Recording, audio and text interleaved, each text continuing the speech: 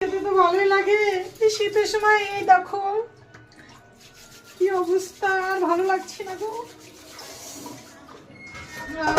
এই দেখো যতটুকু মটরের পুর বেঁচেছিল এই যে বানিয়ে নিয়েছি, এটা এখন দিদির বাড়ি দিয়ে দেবো। দিদির দুই মেয়ে তো খেয়ে নিয়েছে, আর শুধু এটা জামাবো আর দিদির জন্য যাবে। যে আটা বেঁচে গেছে, চলো এখন বাসন টাসন ফটাফট করে নিই। করে নিয়ে দেখো মাংস এনে রেখেছি, হাজবেন্ড মাটন এনে রেখেছে। মাটনগুলো এখনো রান্না করতে হবে, মাটনের কিছুই হয়নি।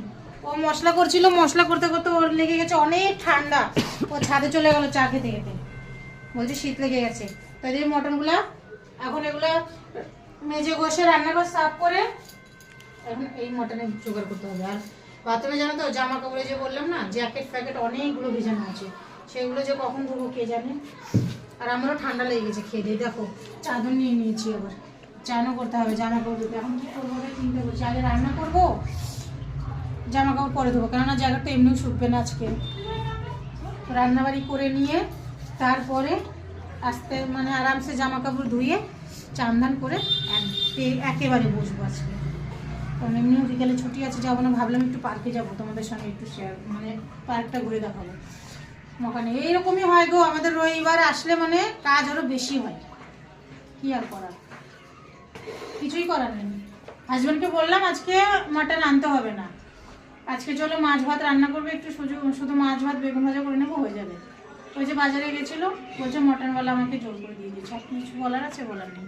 ওই যে বাজারগুলো রাখা আছে, এখানে মুড়ি নিয়ে এসেছে দই দিয়ে খাবে বলে।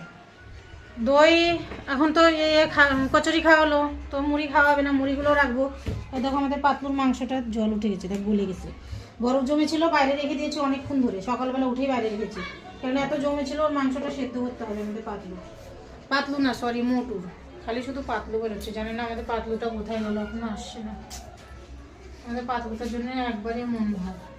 তো যাই হোক মোটুটা ভয়ে ভয়ে আছে, মোটুটাও খেতে চাইছে না। দেখো ক্যাট ফুডগুলো এরকম করে রেখে দিচ্ছে, যেটা দিচ্ছে না অর্ধেক খাচ্ছে, অর্ধেক ওই পাতলুর জন্য রেখে দিচ্ছে, কারণ দুজন ভাগ করে খেতো তো এইভাবে এরা খাচ্ছে, মাংসও খাচ্ছে না। পাতলু যদি থাকতো এই মাংস এতক্ষণ পুড়িয়ে আবার মাংস আনতে হতো, হ্যাঁ না, কিছুই করে না। চলো কথা বলবো না, অলরেডি আজ দুটোর কাছাকাছি চলে গেছে কাটা, 2টা বাজতে 10 মিনিট আছে, দেখেছো এখনো রান্না হয়নি। এই রান্না যদি করতে যাই 3:30 বেজে যাবে, কারণ মটন আমরা কড়াইয়ে রান্না কুকারে রান্না করি না, কড়াইয়ে রান্না করি। কড়াইয়ে কষিয়ে রান্না করতে জানোই তোমরা কতটা সময় লাগে, তো আজকে খেতে খেতে পুরো 4টা বেজে যাবে। চলো তোমাদের সঙ্গে শেয়ার করছি পরে, কেমন।